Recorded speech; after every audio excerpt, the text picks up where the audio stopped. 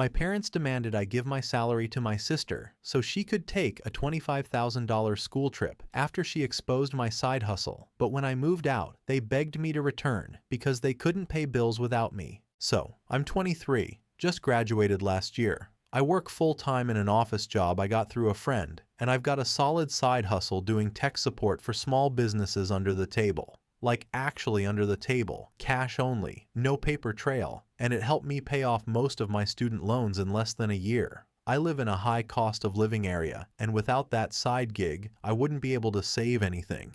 My family, though, they don't know a thing about budgeting or boundaries, especially when it comes to my little sister. She's 17, spoiled to hell, and the sun rises and sets on her as far as my parents are concerned. She doesn't work, doesn't even have chores. She goes to a fancy private school and gets everything she wants handed to her.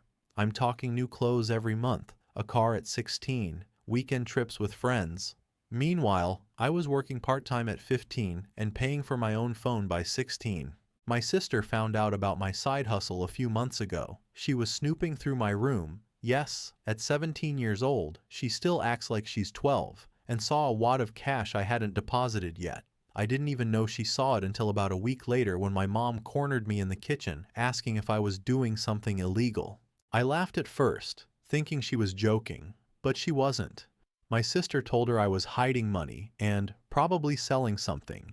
And of course, instead of asking me directly, my mom ran with it and told my dad. They had this little intervention for me in the living room, like I was some kind of criminal. I had to explain my entire side hustle to them, how I was offering IT services and doing tech setups for small offices, and even pulled up some texts from clients just to prove it wasn't shady. That's when the real bullshit started. Once they realized I wasn't dealing drugs or whatever they had cooked up in their heads, they immediately changed tune. No apologies, just demands. They said I needed to contribute more to the household now that I had a second income. Mind you, I already paid rent. They were charging me $600 a month to live in a room I had to share with boxes of old Christmas decorations and broken printers. But now, because I had extra money, I was supposed to fork over an additional $800 a month, basically all my side gig income. And the worst part? They said that extra money should go directly to my sister's school trip. Apparently her school is doing this once-in-a-lifetime world travel program that costs $25,000. I'm not exaggerating. $25,000 to go to 5 countries, stay in 4-star hotels, eat at expensive restaurants, and take language culture classes. She'd already been begging my parents to pay for it, and they said no. But now that they found out I had money, suddenly they acted like I was morally obligated to fund it.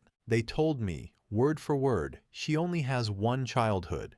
Don't take this opportunity away from her. Like I'm the villain for not handing over every last cent I've earned to send the golden child on a luxury vacation across Europe and Asia. Are you kidding me? I said no, flat out. I told them they're insane if they think I'm giving them my salary to fund her vacation. I said I worked hard for that money, that I'm saving to move out, and that if anyone in this house needs a break, it's me. They didn't take that well. My dad yelled, my mom cried, my sister screamed that I was jealous and stingy. She went on some long-ass rant about how I never support her and how I'm just bitter that I didn't get to do cool stuff when I was her age. I packed a bag and left that night. I didn't even tell them where I was going. I had a coworker who was cool enough to let me crash in his guest room for a bit while I figured things out. A few days later, I got my own place. It's a tiny studio, barely furnished, but it's mine. No one screaming at me, no one rummaging through my stuff, and no one trying to siphon every dollar I make. I thought that'd be the end of it. But of course, it wasn't. 2 weeks after I moved out, I got a call from my dad. I didn't pick up. Then my mom texted me and said they wanted to talk. I ignored it. Then my sister posted some melodramatic crap on Instagram about how some people are too selfish to care about their family, with a picture of her looking sad in front of her school. A few days after that, my mom showed up at my work. Yeah, she showed up unannounced during my lunch break. Just walked into the lobby like everything was normal and asked the receptionist if she could see me. I work in a professional office. This isn't a place you just drop by like it's someone's house. I was mortified. I took her outside and asked what the hell she was doing. She immediately launched into this sob story about how the bills are piling up since I moved out, that they didn't realize how much my rent money was helping, that the mortgage is behind, utilities are higher than they thought, and they're barely scraping by. She said my dad's job hours got cut and they're desperate. I asked her what happened to my sister's trip fund. She looked me straight in the face and said, "We already put a down payment on it. We thought you'd come around." I almost laughed. Almost. Instead, I told her that was their problem, not mine. I said maybe they shouldn't have gambled with money they didn't have based on the assumption that I'd cave. She got mad. Like real mad. Said I was heartless. That family is supposed to help each other. That I was turning my back on them when they needed me most.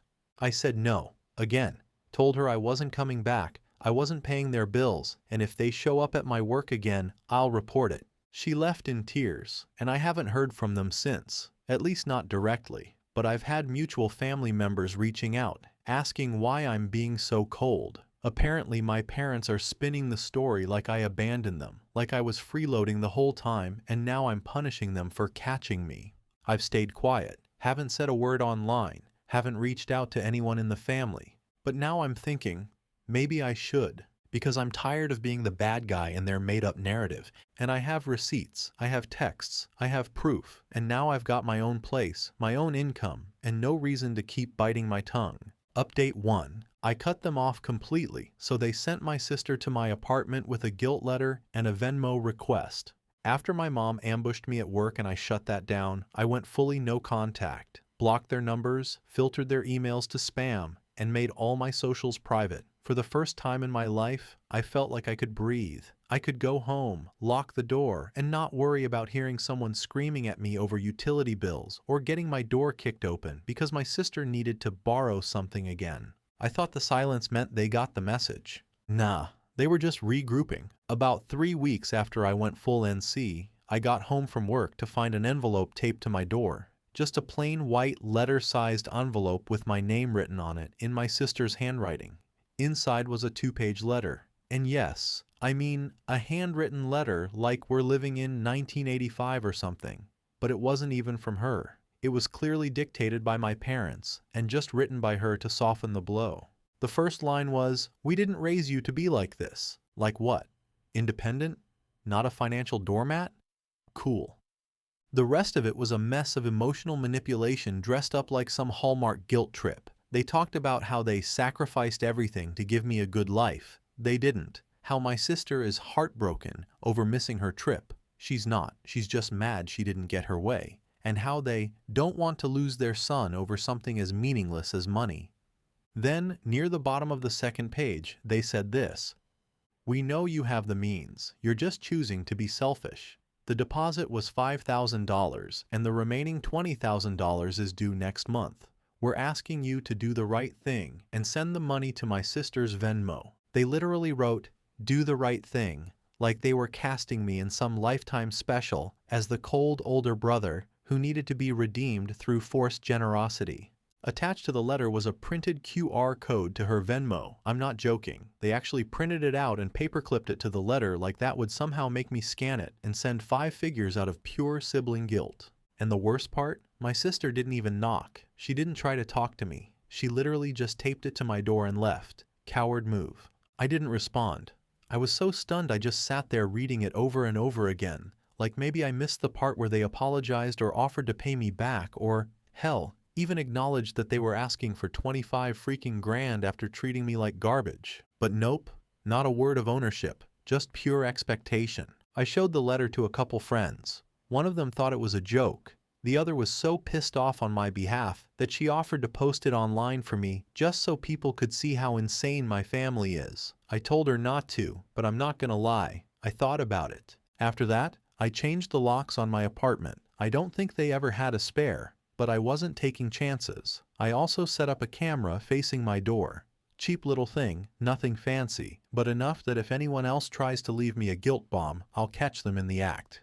Then came the flying monkeys. Apparently my sister, or more likely my parents using her account, started reaching out to extended family and mutual acquaintances with this whole sob story about how I abandoned them in a financial crisis. My aunt messaged me asking if I was okay, and then immediately followed it up with, "I heard your family is struggling. Can't you help them just a little?" I replied with one sentence. They weren't struggling when they dropped $5,000 on a vacation they couldn't afford. She didn't respond. It's like the more I try to pull away, the more they tighten their grip. Like they can't wrap their heads around the idea that I don't owe them anything, that just because I'm not married and don't have kids, I'm not some backup ATM for when things get tight. The truth is, my parents got too comfortable using me as a crutch. I moved back home after college thinking I'd save some money and maybe reconnect with them a bit. Big mistake. The whole time I was there, they treated me like a tenant without any of the respect. My sister could scream at me, take my things, trash my room, and I'd be the one told to apologize. I bought groceries? No thanks. Just a complaint about how I didn't get the brand they liked. I cleaned the kitchen? Didn't matter. Someone left a spoon in the sink and I'd get a full-blown lecture about being lazy. They weren't family. They were emotional leeches. So when I finally left, it wasn't just about space. It was about survival. Mentally, financially, emotionally. And now they're realizing they depended on me more than they ever admitted. That $600 a month? That wasn't just rent. That was the difference between paying the water bill on time and not. That side hustle I was doing, it made me the only person in the house with a steady stream of extra income. I was the one buying paper towels and toilet paper half the time. I was the one covering gas money when things got tight. And now I'm gone. The Venmo request sat there for a week. She, again, probably them, sent a reminder on day 3. Then another one with a passive-aggressive note on day 5. Still waiting. Don't let this ruin our family. I didn't even open it. Just reported it as spam. I'm not gonna lie. Part of me wanted to respond, just to say something, to make them feel how angry I am, to explain why I'm not playing their game anymore. But I've realized they don't want an explanation. They just want the money. I haven't heard from them since I ignored the second reminder, but I can feel it coming. They're not going to give up that easily. If there's one thing I've learned, it's that people who treat you like an object don't like losing their favorite tool. And now that I've cut off the supply, I know they're going to start looking for new ways to manipulate me back into line. But they're too late. The door's closed. The line's cut. Update 2. They showed up at my apartment. I had a feeling something was brewing after the Venmo stunt didn't work, but I still wasn't prepared for what happened next. It was a Saturday. I was finally having a normal day off. Slept in, made pancakes, actually had time to breathe. Around 1 p.m., I hear a knock at my door, not the buzzer downstairs, my actual door. That was the first red flag. I checked the camera feed. It was my parents. Both of them. Just standing there with this smug, rehearsed look like they were dropping off muffins or something. I just stood there staring at the screen for a full 30 seconds, trying to decide if I was hallucinating. Then I saw it. 3 large plastic storage bins stacked behind them, and a box labeled Awards, School Stuff in marker sitting on top. That's when I knew this wasn't a normal visit. This was a performance. I didn't open the door. I cracked it an inch with the latch still on and asked, "What are you doing here?" My mom put her hands up like I was some kind of wild animal and said they just wanted to talk. Just 5 minutes, please. I told them no. I said if they had something to say, they could write it in a letter again. My dad cut in and said, "You can't keep ignoring your family. We're not strangers. You need to come home." Then my mom tried to hand me a photo album through the crack. I didn't take it. She just kept standing there holding it like it was some kind of emotional grenade she could toss at me. She said they brought a few things from the house, stuff from my old room, awards I won as a kid, baby pictures, even my old teddy bear. She listed them off one by one like she was reading a script, told me how lonely your room looks now, and how your sister cried when we cleared it out. And then she went there. She said, "If you don't want to come home for us, come home for her. She still believes in you." The nerve. My sister, who rifled through my things, exposed my side hustle, spun it into something shady, and then stood by while our parents tried to drain me dry for her overpriced vacation. Now suddenly she's the innocent one?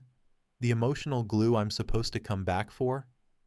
I laughed, not out loud, just one of those quiet, shocked laughs where your chest tightens and you realize, wow, they really think this is gonna work. I told them they had 60 seconds to leave, or I was calling building security. My dad puffed up like he wanted to argue, but my mom grabbed his arm and whispered something to him. They looked back at the bins and boxes, and then she said, "Get this, we'll leave these here, just to remind you of who you are." She pushed the top bin toward my door, then turned around and walked off with my dad. They didn't knock again. Just left the bins and went down the stairs. I didn't touch them for hours, just left them outside while I paced inside, too angry to think. Eventually I dragged them in, not because I wanted anything in them, but because I didn't want my neighbors asking questions. Inside was exactly what I expected. Old school projects from when I was in elementary. My middle school spelling bee trophies. Why would I need those? Yearbooks. A couple cringy teenage poems I forgot existed. A signed baseball from a game my dad actually took me to before he decided being a parent was optional. My childhood teddy bear, worn out and missing one eye. A picture of the four of us in a frame I didn't recognize, with a new sticky note on the back. You were happiest here. It was creepy, like they tried to manufacture nostalgia in a box. What really sent me over the edge, though, was a printed photo of my sister holding up a paper that said, "Please help me go to France," in pink marker with a sad face drawn next to it. She was smiling in the picture, literally smiling. No tears, no heartbreak, just another performance. And tucked underneath the photo, another copy of the Venmo QR code. I nearly screamed. I thought I was done with that thing. But there it was, taped to the back of a flyer for her school trip, as if I'd forget that they already tried this. I lost it. I took everything, every letter, every QR code, the damn teddy bear, and shoved it all back into the bins. I dragged them down the stairs and left them in the front lobby with a sign that said, "Unclaimed property will be donated in 48 hours. Then I texted my aunt, the only relative who stayed neutral through all this.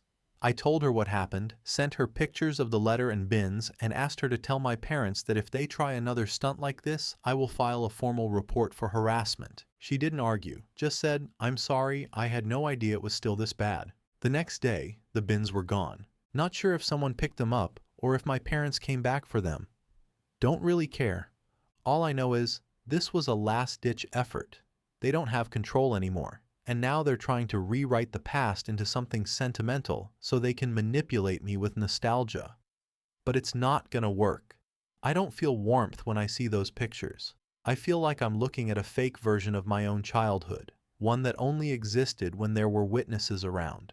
That's the difference between them and me. They live in a fantasy where they were great parents and I'm the cold one who forgot where he came from. But I remember everything. Every time they laughed at me for struggling. Every time they made excuses for my sister while I got blamed. Every time they treated me like a walking wallet. No amount of baby pictures will change that. Update 3. My parents tried to list me as a dependent on their taxes without telling me, and now they're threatening to report my side hustle if I don't make things right. After the whole childhood memory guilt box fiasco, I thought they'd finally realize they had no leverage left. I ignored all follow-ups, blocked every number I didn't recognize. I made sure to let my apartment building know not to let anyone up who isn't on my list. It stayed quiet for maybe 3 weeks. Then tax season hit. I filed mine like usual, nothing fancy. W-2 from my office job, cash ledger from my side gig, receipts for basic deductions. I try to keep things clean because I don't want any trouble. I may be under the table for some of the side work, but I report enough to avoid suspicion. I'm not stupid. Then, about a week after I filed, I get a notice in the mail from the IRS. It said there was a discrepancy because someone had already claimed me as a dependent for the year. I sat on the floor staring at the letter like my soul left my body. I haven't lived with my parents since last summer. I paid rent when I did. I buy my own food, pay my own insurance, file my own taxes. I'm 23, not in school anymore. There is zero reason for anyone to claim me as a dependent. I knew immediately who it was. I called the IRS hotline, and after an hour on hold, the rep confirmed what I already suspected. My parents had claimed me, without asking, without telling me, without even attempting to make it make sense. I was furious, but I also knew I had to play it smart. So I called a tax prep guy, same one my coworker uses, and he helped me file an amended return and submitted a dispute. He told me not to contact them directly and to let the system flag it, so I did. But that didn't stop them from contacting me. My mom called me on a new number the very next day. I let it go to voicemail. The message? She said, "I know you got the letter. We only did what we had to do. You know we're behind on bills. It's not like it hurt you. You're still getting your refund, right?"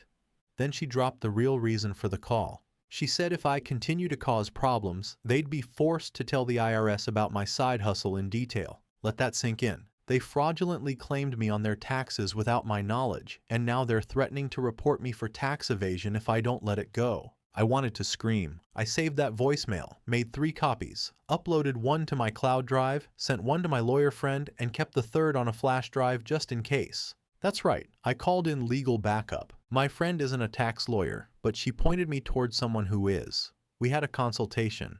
I gave them the voicemail, the IRS letter, proof of my living situation, and the rent checks I'd written while I was still at home. They said it was very clear my parents had no right to claim me, and the threat over the voicemail could easily be considered extortion. I'm not suing them, yet, but the lawyer did help me write a formal cease and desist letter that we mailed to their house, certified. It basically said, I know what they did. I have evidence. If they try to use any information about me or my finances to manipulate me again, I will press charges for fraud and harassment. This is their only warning. I thought that would scare them into stopping. Instead, they doubled down. My sister texted me from a new number the next day saying, you didn't have to go nuclear. You're seriously being psychotic about all this. It's just taxes. Grow up. Followed by a crying emoji and another Venmo request for $500 titled Partial Trip Fund. I blocked it, reported it again, took screenshots of everything, and I'm keeping a paper trail from now on, because I don't think they're done trying to find ways to bleed me dry. It blows my mind that my own parents would rather commit tax fraud and threaten their own son than just get jobs, adjust their budget, sell their second car, anything that resembles actual responsibility. Instead, I'm the bad guy. I'm the selfish one. I'm the ungrateful child who owes them for all the years they put a roof over my head. Newsflash, that was their job. I didn't ask to be born, and I certainly didn't ask to be treated like a backup wallet for my sister's bougie study abroad fantasy. So now, I'm officially documenting everything. Every voicemail, every letter, every weird flying monkey text from random cousins who suddenly think I'm a monster for hurting my family. And if they dare try anything else, anything remotely shady, illegal, or manipulative, I'm pressing charges. They want to mess with the IRS? Be my guest, but I'm not going down with them. One last thing, I checked my credit report just in case, and there's a hard inquiry from 2 months ago under a company I didn't recognize. Guess who my dad used to work for? Yeah. Update 4. My parents used my info to try and open a credit card, and when I confronted them, they said I owed it to the family. If you've read the last updates, you already know things spiraled once my parents found out I wasn't broke and wouldn't bankroll my sister's $25,000 dream vacation. But apparently, realizing I was out of reach didn't stop them. It just made them more creative. Like I said at the end of Update 3, I checked my credit report on a hunch. I wasn't expecting anything major. I don't have a ton of accounts, student loans, my car note, a couple credit cards. But there it was, right at the top. A hard inquiry from a bank I've never used. Issued about 2 months ago. The company name looked familiar. I Googled it. Turns out it was a credit union tied to a regional bank chain my dad worked at for a few years back when I was in high school. I don't know if he still had connections there, but I immediately knew this wasn't just some random identity theft. This was personal. I called the credit union directly and asked why there was a hard pull on my credit. They said someone submitted an application for a credit card in my name, full legal name, birthday, SSN, everything. The rep on the phone said they couldn't give me all the application details, but they could confirm that the mailing address used on the application wasn't mine. It was my parents' address.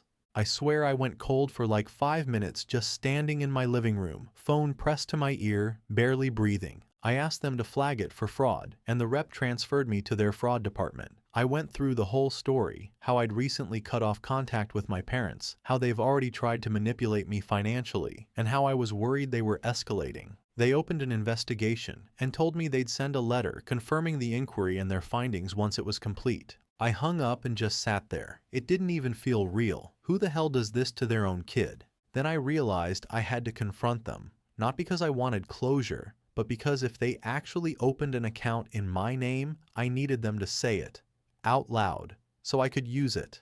I didn't call, I didn't email, I drove to their house, I didn't even knock.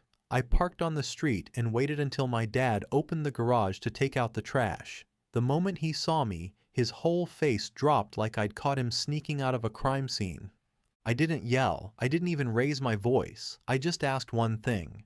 Why is there a credit card application in my name linked to your address? He looked me dead in the eye and said, "Don't start with that attitude. You've already made yourself clear about the trip. This is about helping the family stay afloat." That's when my mom came outside too, and I'll never forget what she said. "You're being dramatic. It's just credit. It's not like we were gonna max it out or anything. We just needed to move some things around." Move some things around, like I'm a line item in a family spreadsheet. I asked them flat out if they opened it without my permission. They got quiet. Then my dad said, "It's not like we were going to leave you with the balance. We just needed help for a little while. You've got good credit. You owe it to the family to use it if you're not going to help any other way. You owe it to the family." I didn't scream. I didn't cry. I just told them, "What you did was identity theft. If I call the police, this doesn't end in a conversation. It ends in charges." My mom started sobbing immediately. My dad started saying I was being ridiculous, that I was acting like a stranger, that no real son would threaten his own parents. I told them this was their one and only warning, and I meant it. I left, didn't say another word, got in my car, drove straight to the bank I use and put fraud alerts on every account I have. I also went to the police station and filed an official report for identity theft. Didn't name them directly yet, but I logged it. Just in case this escalates again, I made a copy for my lawyer too. A few days later, the fraud department at the credit union called back. They confirmed that the application had been submitted in person, at a branch location 20 minutes from my parents' house. The application had my dad's handwriting on the physical signature line. Case closed. They marked it as confirmed fraud and sent me the paperwork I needed. No card was issued, thank God. But now I've got all of it documented. Official reports, bank confirmation, my credit locked, monitoring setup, everything. And guess what? That wasn't even the end of it. Because a week after that, my sister emailed me. Not a text, not a call. A full-blown email like we're co-workers and I missed a meeting. She said, "Mom and Dad are a mess right now. They said you're going to press charges. Can you please just drop it? They were only trying to help me. You know they didn't mean it. I need you to stop before this gets worse. Please, if you ever loved me, don't do this to our family." I didn't respond. She followed up with another message 2 days later, saying that if I didn't drop it, she'd tell everyone I was stealing from our parents while I lived at home. Said she'd show people proof that I lied about everything and that I've always been money obsessed. I saved both emails, forwarded them to my lawyer, and that was that. Update 5. They made a GoFundMe in my name, lied about me having a breakdown, and got extended family to donate $6,200. Yeah, you read that right. I told you they'd try something worse. I just didn't think they'd go this nuclear. After the identity theft, the fake credit card, the emails from my sister trying to emotionally blackmail me into letting it go, I figured they might go dark for a while to regroup. Instead, they went full scammer. It started when one of my cousins texted me out of nowhere and said, "Hey man, I just donated. Hope it helps. Let me know if you need anything else." I stared at my phone like, "Donated to what?" I texted back, "I have no idea what you're talking about." He sent me the link.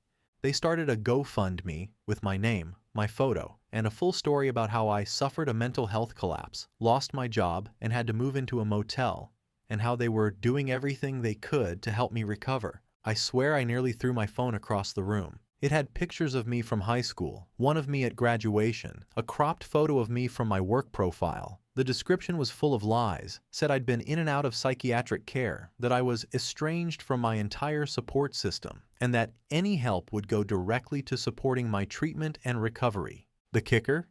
It said all funds would be managed by my mother on my behalf until I was stable enough to access them. Airstay was livid. The campaign had already been up for 3 days by the time I saw it. $6,200 raised, mostly from extended family, some from distant acquaintances I barely remembered, and even a few strangers who just saw the word mental health and wanted to do something kind. I reported it immediately, went through GoFundMe's fraud process, submitted proof that I'm not in crisis. I never authorized the fundraiser. I've never given permission for anyone to collect money on my behalf. I attached the police report I'd already filed for the identity theft, and my lawyer helped me draft a statement. They took the page down within 48 hours, but the damage was already done. At least 7 different family members reached out to me within the next 2 days, all of them confused, worried, some of them angry. My aunt asked if I was safe. My uncle called and demanded to know why the hell my mom was asking for money if I was perfectly fine. Another cousin said they donated $500 and wanted it back immediately. When I explained the situation to them, everything, they were shocked. Some were embarrassed. A few didn't believe me at first until I sent them the screenshots and emails and the literal voice message of my mom threatening to report me to the IRS if I didn't come home. The fallout started spreading like wildfire. My parents and sister went on full lockdown mode. My mom deleted her Facebook. My sister made all her accounts private. My dad, who doesn't really post online, suddenly started sharing vague religious quotes and family means everything memes, like that was going to clean up the mess. But people were pissed, not just at the fraud, but at the way they used mental health as the excuse. I had an old friend from high school reach out and say, "Dude, I deal with real mental health issues, and I've never been this disgusted in my life." Who does that? Apparently, my family. But here's the part that made my blood run cold. A few days after the fundraiser was taken down, my sister sent me a voice note through a burner Instagram account. She was crying, or fake crying, who knows anymore, saying, "I'm sorry it got out of control. I just wanted to go. I just wanted to do something big before I graduate. I thought if we could just raise enough, you'd calm down and see that we're all on the same team." She said she was the one who pitched the GoFundMe idea. My parents were hesitant, but she convinced them it would work if they made me look sympathetic, that people would be more willing to give if they thought I was in trouble. Then she had the nerve to say, "I really did it for both of us. You're so obsessed with being the one who broke the cycle or whatever, but you wouldn't be where you are without us. You owe it to the family to pay it forward."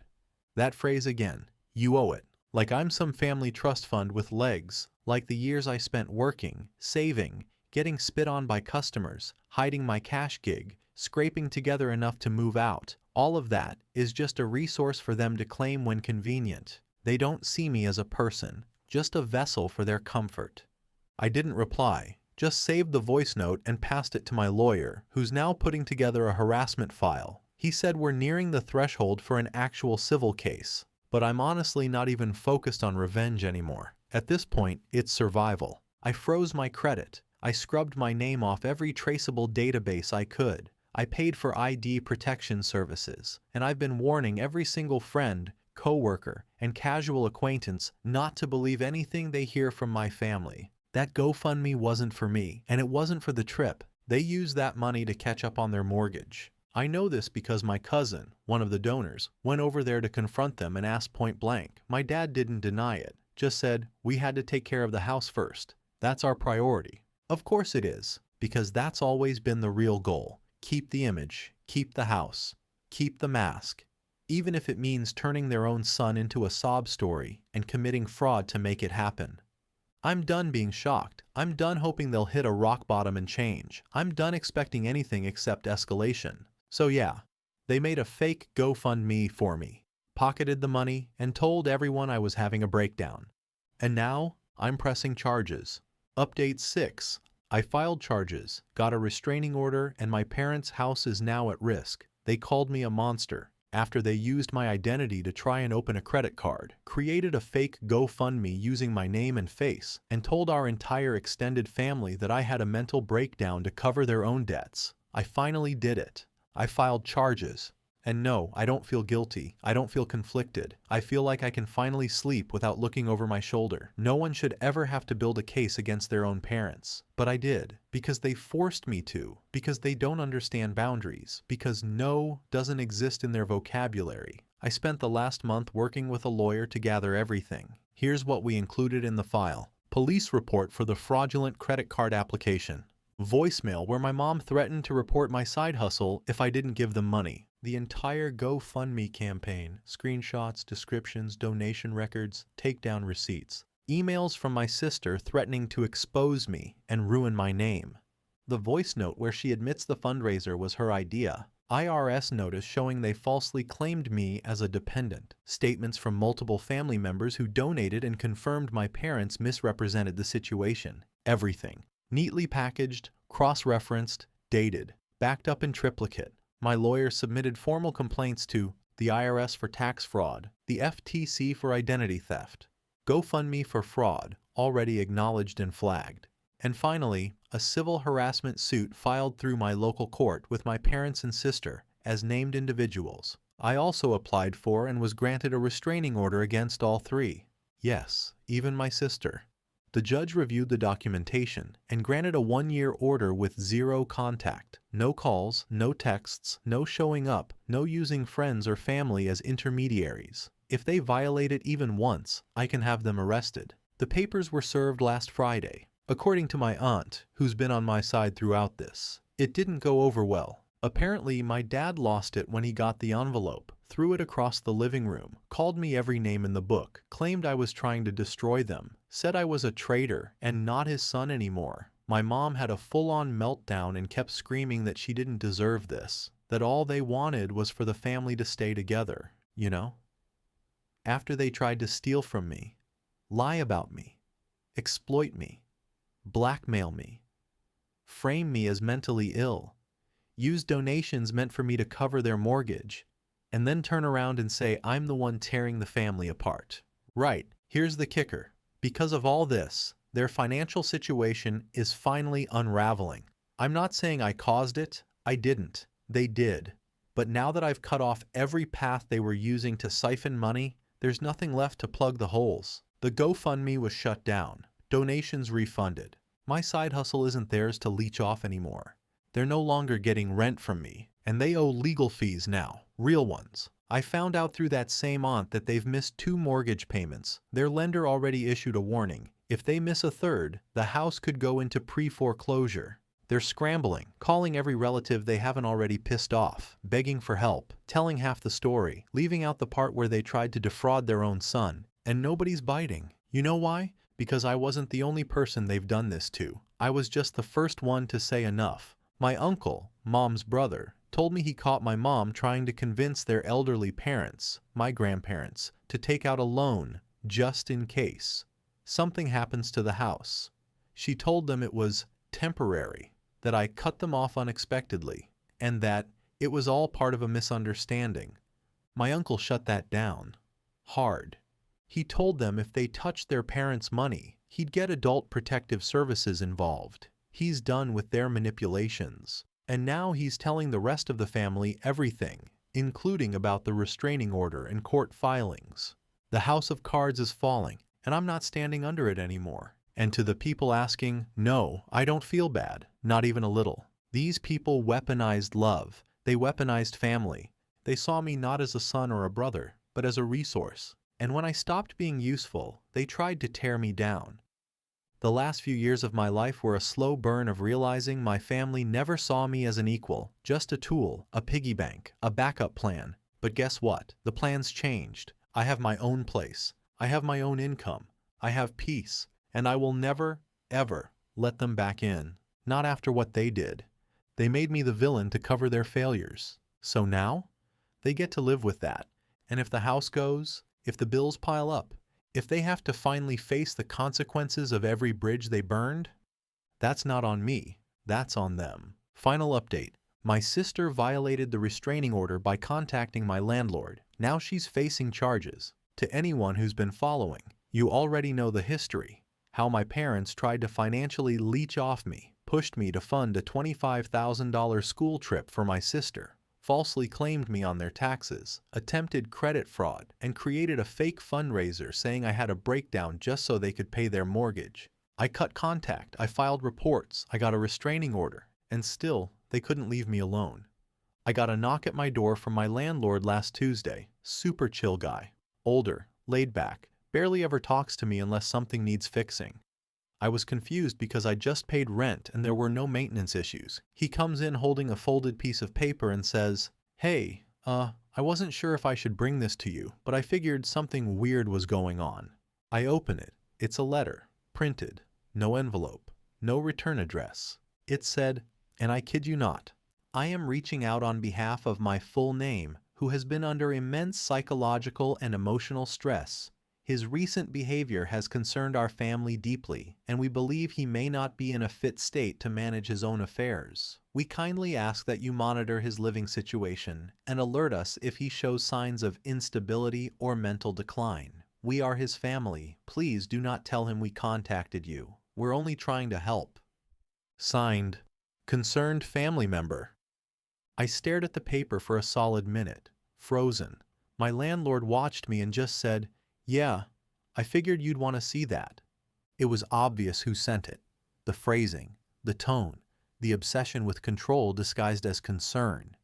It was my sister, and she'd violated the restraining order by doing it. You see, the RO didn't just prohibit direct contact, it prohibited indirect contact through third parties or attempts to monitor or interfere with my personal life, which this very much was. Trying to use my landlord, a third party, to spy on me under the excuse of mental decline. Yeah, not gonna fly. I asked my landlord when he got it. He said it was dropped off the day before by a young woman with dark hair and a hoodie and sunglasses, who said she was a friend. He didn't catch her name, but the description was enough. I filed a violation report immediately, forwarded it to my lawyer, added it to the harassment file, and submitted a copy to the local courthouse. The judge who approved the restraining order reviewed it, and now my sister is being formally charged with violating a protective order. She was served 3 days ago. My aunt, same one who's been on my side the whole time, said it caused an absolute meltdown at their house.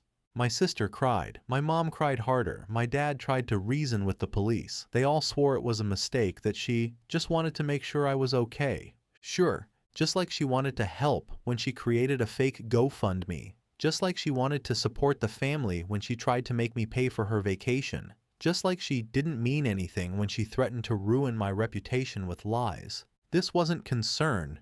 It was control. One last grasp at the reins. One last chance to spin a narrative where I'm the unstable one and they're the long-suffering victims who only want to help. They couldn't accept that I got out, that I left and didn't look back, that I didn't fold under pressure, that I won.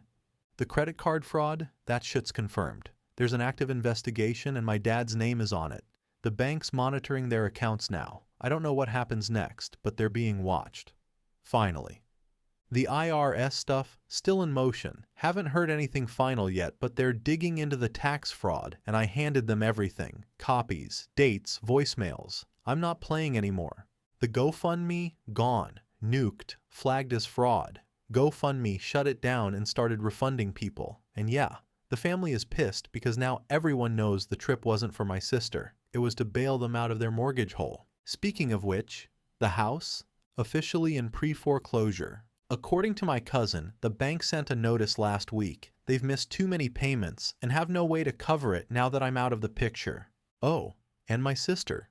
Facing charges for violating the restraining order after trying to go around it by contacting my landlord. I wish I was surprised. But this is just who they are. I also filed to make the no contact permanent. So even after the restraining order runs out, they can't legally try to worm their way back in. No texts, no we've changed, no Christmas cards, nothing. They're spiraling, and for the first time in my life, I'm not being dragged down with them. As for me, I started therapy. Actually started showing up to my own life again. Talking to real friends, not ones who only show up when drama happens. I even went on a weekend cabin trip with coworkers last month and didn't think about my family once. Not once. I've got a job offer in another city. Good money, clean slate, far away. And yeah, I'm taking it. If you're dealing with family like this, the kind that screws you over and calls it love, just know you're not crazy. You're not selfish. You're not wrong for walking away.